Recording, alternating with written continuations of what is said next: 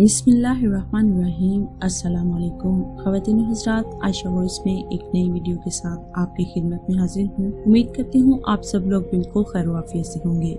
ख़वातीन हज़रात, आज हम आपको बताएंगे कि रात को पानी पीने के क्या नुकसानात हैं और हज़रत अली रज़ियल्लाहु ताला अन्हु ने रात को पानी पीने वाले के लिए क्या हुक्म दिया है।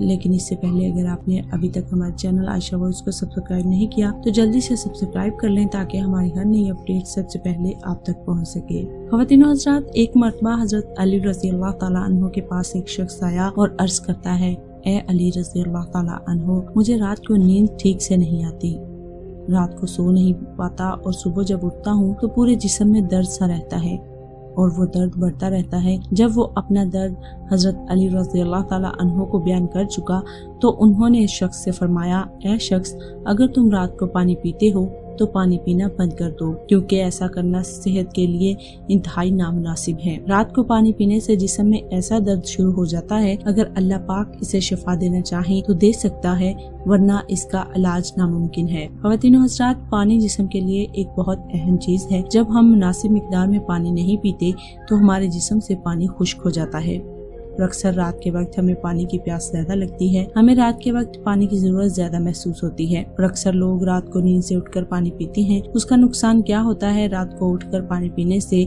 मेडिकल भी इस बात की तस्दीक करती है कि रात के वक्त पानी पीने से गुरेज करना चाहिए। इसकी सबसे बड़ी वजह ये है कि इंसान जब बिस्तर पर जाने से कबल पानी का इस्तेमाल करता है तो नींद को मुतासिर करता है और इस आदत के नतीजे में रात को पेशाब के लिए बार बार उठना पड़ता है। इंसान गर्म बिस्तर से एकदम वॉशरूम जाता है तो जिस्म ठंडा पड़ जाता है।